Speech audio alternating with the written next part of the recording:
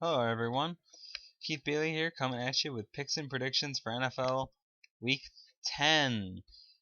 We are moving right along in this season so far, and despite the disappointing loss by Tennessee against San Diego, I expected it because I said it, and I know this team very well, and I know their trends. So that's all I gotta say. Mariota, he played well.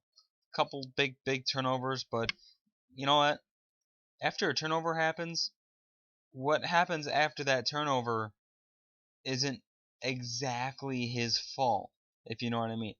Sure, he's fumbled the ball and thrown an interception that has been returned for touchdown two times more than any other quarterback this year, but at the same time, maybe Tennessee's got to realize that they turned the ball over and tackled the guy before reaching the end zone instead of they scooped it up and they're gonna score.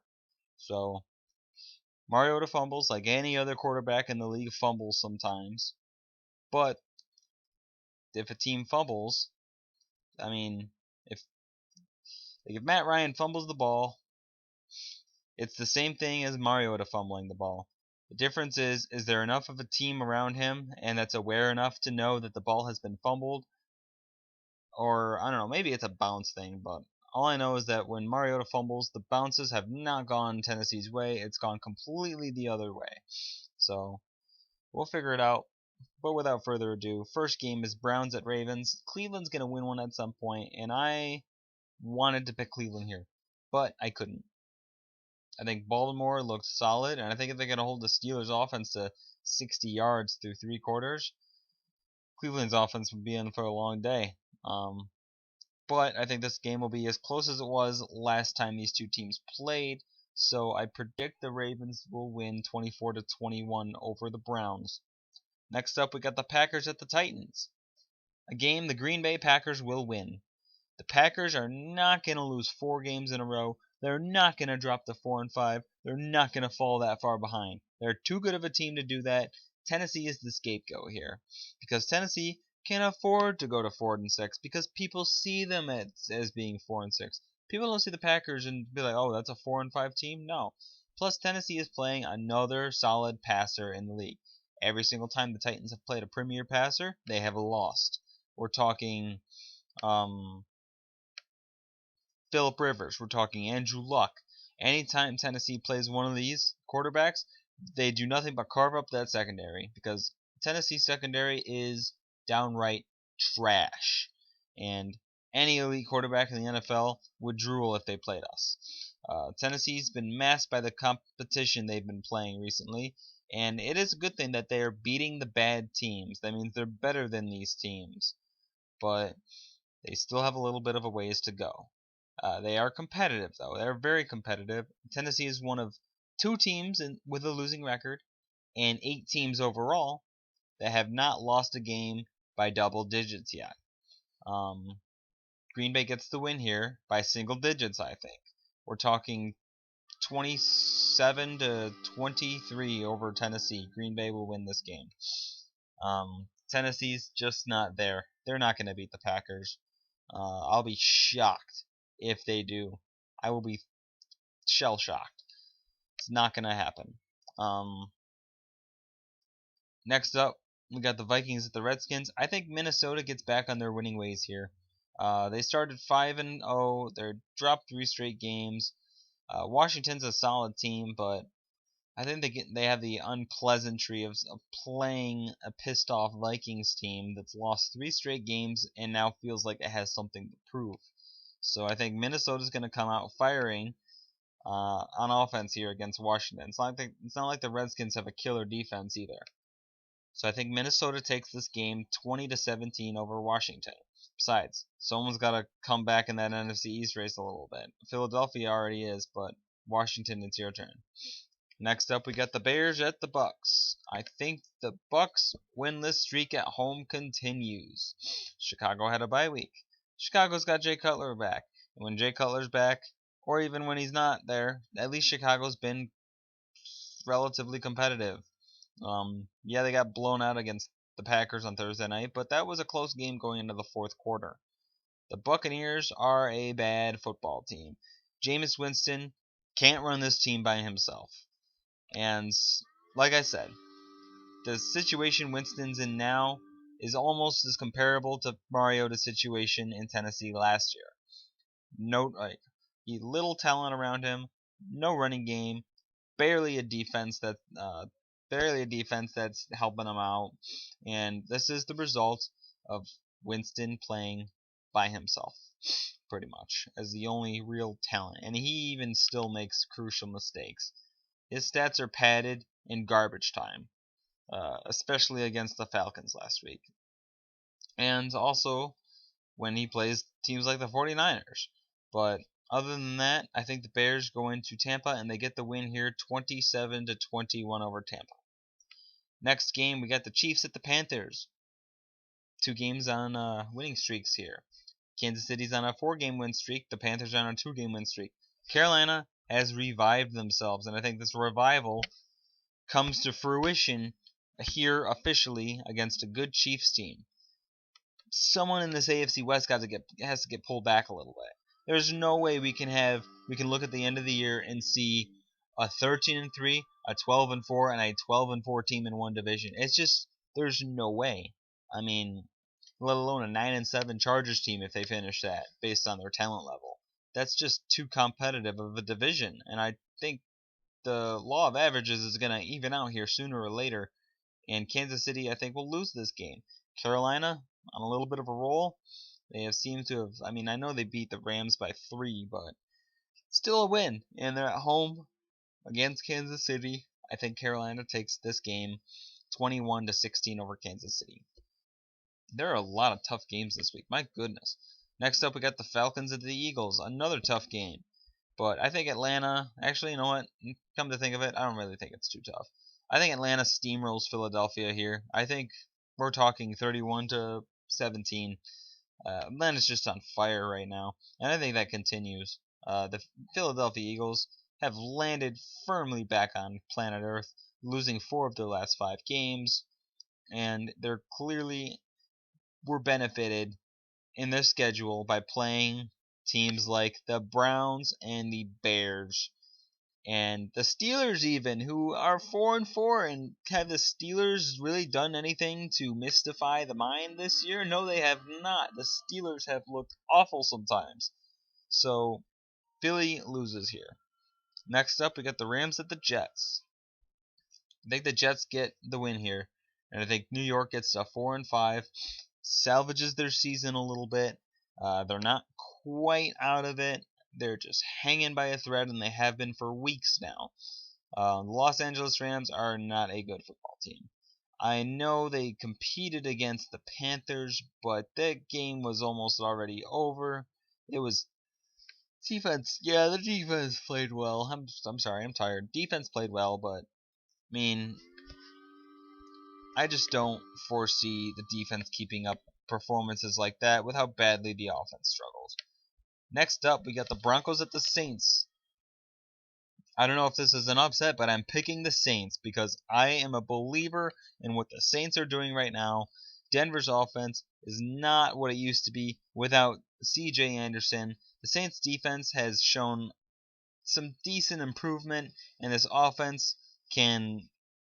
think this offense can succeed against Denver. New Orleans is at home, where New Orleans seems to have, at least for the time being, recaptured the idea that they're unbeatable at home. They've lost home games this year to the Atlanta Falcons. Let me look it up. Saints schedule.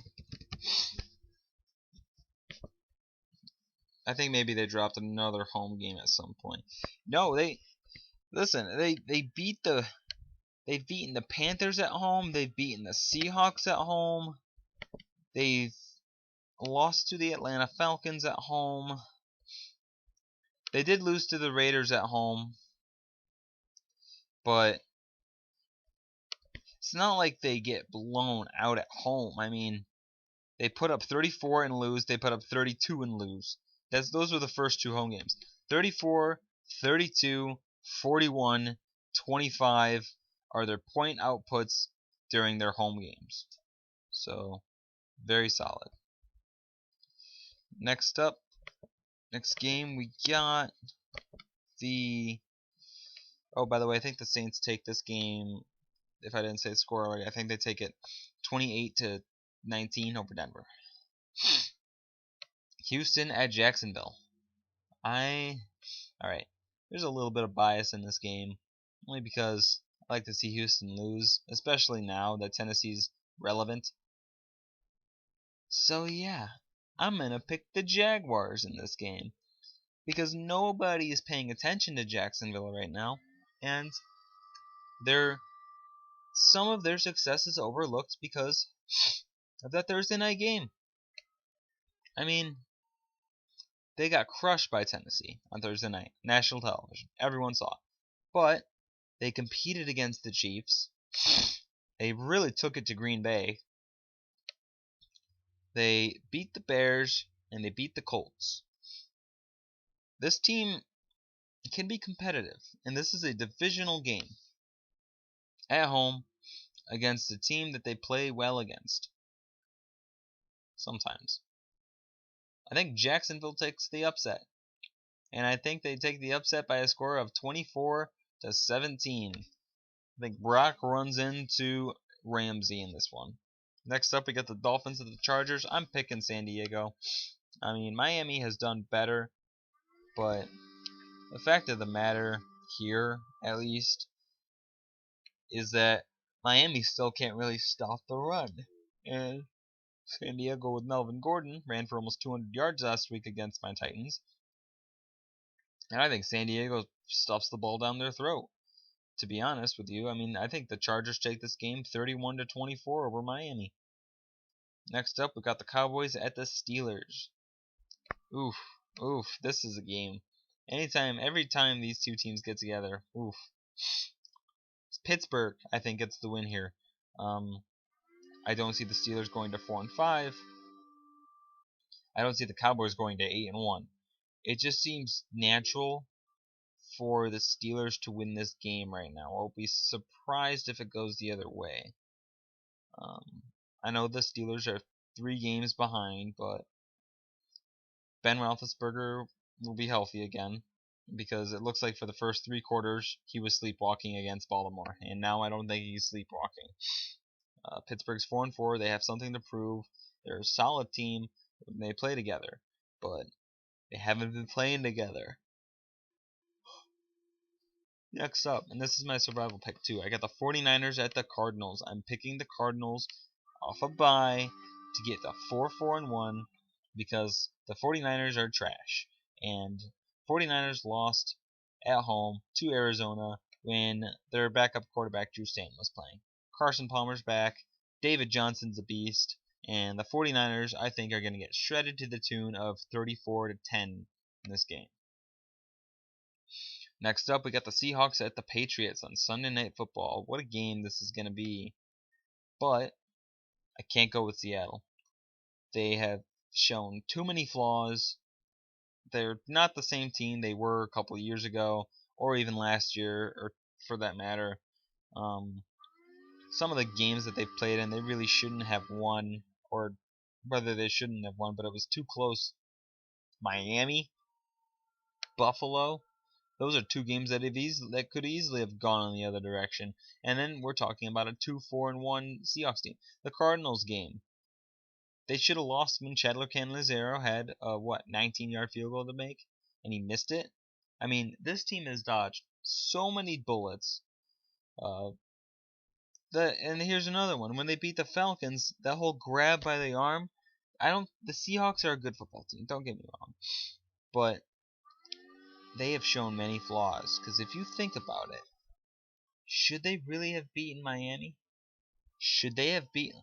Okay, they got away with one against the Cardinals. They certainly got away with one against the Falcons in a game where Richard Sherman had a blatant pass interference on Julio Jones in field goal range.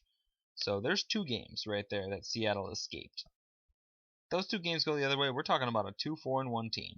And those other 2 wins, Miami, Buffalo, both came in the final seconds. So Are the Seahawks really, really that good? Well, yeah, they have one more win. They have 5 wins. That's right. They beat who? They beat? They beat the Cardinals. Okay. Didn't they play the? I know they steamrolled someone this year. Who did they steamroll? Oh yeah, I think it was like the Niners, right? Maybe. No, it was the Jets. They played the Jets. That was the game, and still that's the team they thoroughly beat. But other than that, I haven't been really too impressed. New England, on the other hand, that's just gonna do New England things. I think the Patriots win this game, 31-21 over Seattle. And next up, I'm picking the Bengals to go into New York and beat the Giants here. I know this is demons and prime time for Cincy, but I think the Bengals get the job done. Um, I think they do it by a score of 30-27 in overtime. I think this is going to be a very good football game. It's nice when Monday Night Football involves two teams you don't see play often.